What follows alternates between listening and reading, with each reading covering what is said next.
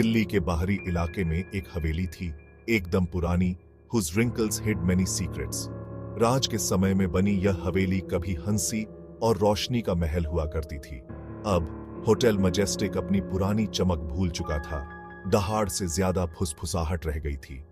Local लोग इस हवेली की बात डर और श्रद्धा से करते थे, क्योंकि कहा जाता था कि यहाँ के सब मेहमान इस दुनिया के नहीं थे और कोई भी रूम 39 की बात नहीं करता था। कहानी यह थी कि एक प्रसिद्ध पंडित जो एंशिएंट टेक्स्ट्स के ज्ञानी थे, उनकी मौत इसी हवेली में हुई थी। मर्डर्ड, लोगों ने कहा, उनकी कविताओं में छिपे राज के लिए।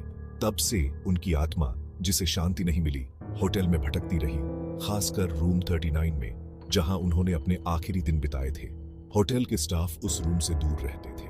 जो मेहमान वहां रुकने की हिम्मत करते थे, उन्होंने अजीब घटनाओं के बारे में बताया। कोल्ड स्पॉट्स, अजीब फुसफुसाहट और हवा में चंदन की हल्की खुशबू। रोहित, साक्षी, करण और निहारिका बचपन के दोस्त ऐसी कहानियों पर हंसते थे। बच्चों की कहानियां, वो कहते थे, there city scepticism running deep. फिर भी अननोन का आकर्षण, एक चैलेंज का थ्रिल उन्हें एक डस्की मॉनसून इवनिंग को हवेली की ओर खींच ले आया। उन्होंने होटल में वीकेंड बिताने का फैसला किया था। उनका मुख्य उद्देश्य रूम 39 के मिथ को डिबंक करना था। रैशनल माइंड्स और ब्रावाडो से लैस उन्होंने डिमली लिट लॉबी में कदम रखा। जो भी उनका इंतजार कर रहा था, उसका सामना करने के लिए तैयार थे। This place is amazing. It's definitely got character. Narrator, Niharika exclaimed, उसकी आवाज ऊंची छत वाले हॉल में गूंज रही थी। हवा में नमी की गंध और कुछ धूप जैसी खुशबू थी, एक अजीब लेकिन अप्रिय सुगंध नहीं। करण अग्रीड, हालांकि उसकी यूजुअल चीयर थोड़ी सी बेचैनी से सनी हुई थी। दीवारों पर लगे सख्त चेहरे वाले पुरुषों और महिलाओं के पोर्ट्रेट्स उन्हें अपनी आंखों से फॉलो करते हुए लग रहे थे, और हवा में एक अननेचुरल स्टिलनेस थी। जैसे ही दिन ढल गया, होटल ने एक अलग ही रूप ले लिया। परछाइयां लंबी होती गईं, एंटीक फर्नीचर और फेडेड कारपेट्स पर फैंटम लिम्स की तरह फैलती हुईं। सन्नाटा, जो कभी केवल ध्यान देने योग्य था, अब दमनकारी हो गया था। केवल पुरानी इमारत की क्रीकिंग और खिड़कियों के बाहर पत्तों की सरसराहट से ही टूटता था। हर आवाज एम्पलीफाइड लग रही थी, सिनिस्टर अंडरटोन्स लेती हुई। डिनर के दौरान कुछ अन्य मेहमान हश्ड टोन्स में बात कर रहे थे। उनकी नजरें घबराहट से रूम में इधर उधर भाग रही थीं। वेटर्स, जिनके चेहरे पर फियर और रेजिग्नेशन का अजीब सा मिश्रण था, साइलेंट रेट्स की तरह चल रहे थे। उनकी नजरें नीची थीं। जब रोहित ने रूम 39 के बारे में पूछा, तो बूढ़ा वेटर सख्त हो गया, muttering about it being under renovation, और जल्दी से चला गया। इसने उनकी क्यूरियोसिटी को और बढ़ा दिया। उन्होंने इन्वेस्टिगेट करने का फैसला किया। उस रात बाद में एक फ्लैशलाइट और अपने स्केप्टिसिज्म से लैस चारों दोस्त रूम 39 के इंपोजिंग डोर के सामने खड़े थे। पीतल का डोरनॉब छूने में ठंडा था, almost painfully so. Niharika shivered, ठंडी हवा का एक सडन गस्ट उनसे टकराया। Taking a deep breath, Rohit ने दरवाजा धकेला। रूम सरप्राइजिंगली स्पेशियस था, furnished in a style long gone out of fashion. भारी वेलवेट कर्टन्स, अब फेडेड और डस्टी, खिड़कियों को ढके हुए थे।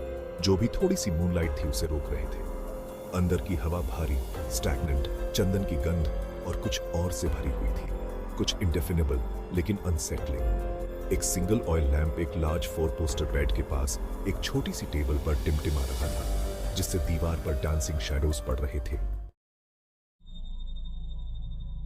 नीचे नेम प्लेट पर लिखा था, Pandit Ramakant Shastri, scholar, philosopher, poet.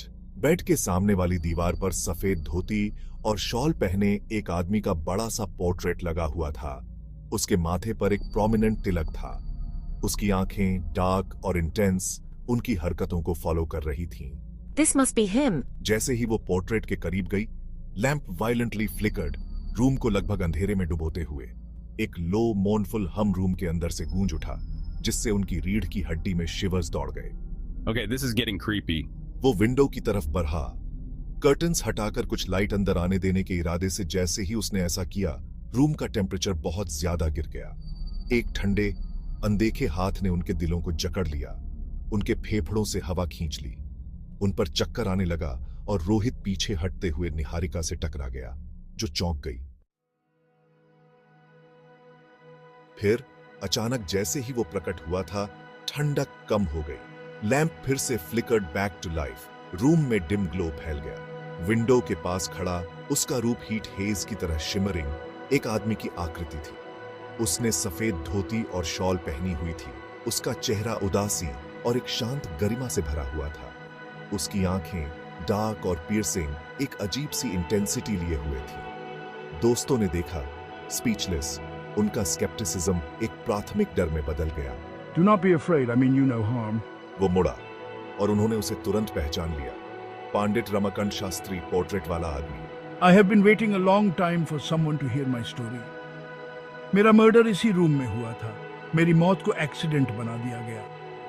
मेरे कातिल मेरे वर्सेस में छिपे सीक्रेट्स चाहते थे, एंशिएंट नॉलेज जो उन्हें विश्वास था कि उन्हें शक्ति देगा।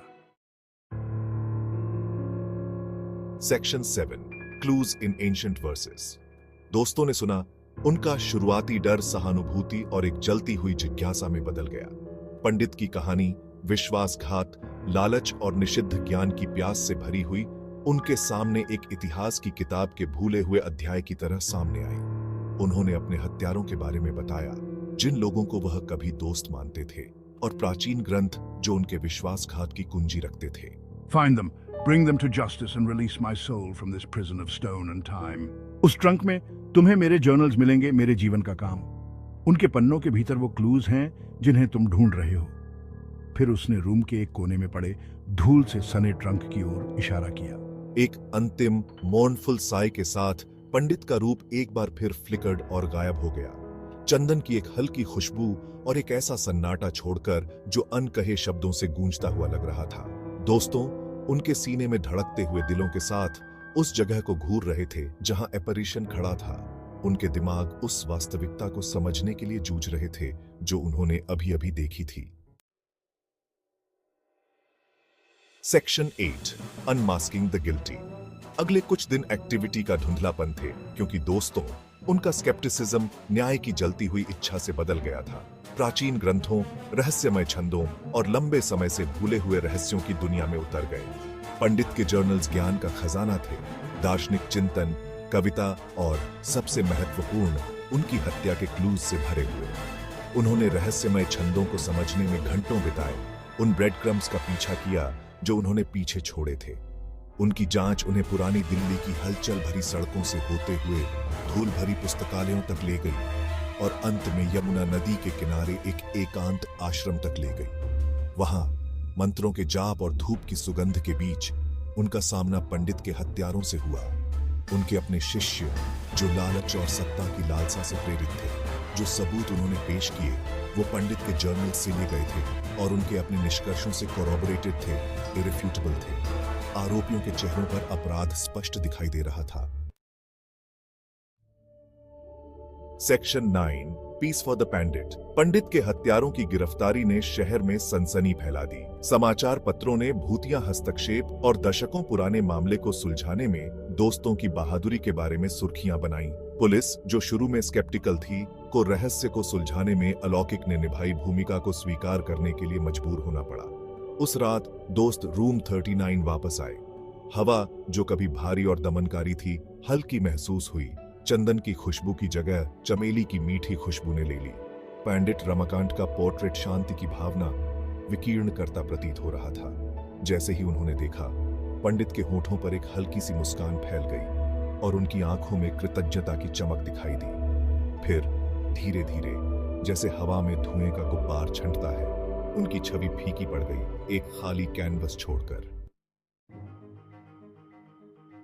Section 10, a memory etched in time. Hotel उस मौजूदगी से मुक्त हो गया जिसने उसे सालों तक परेशान किया था। राहत की सांस लेता हुआ लग रहा था।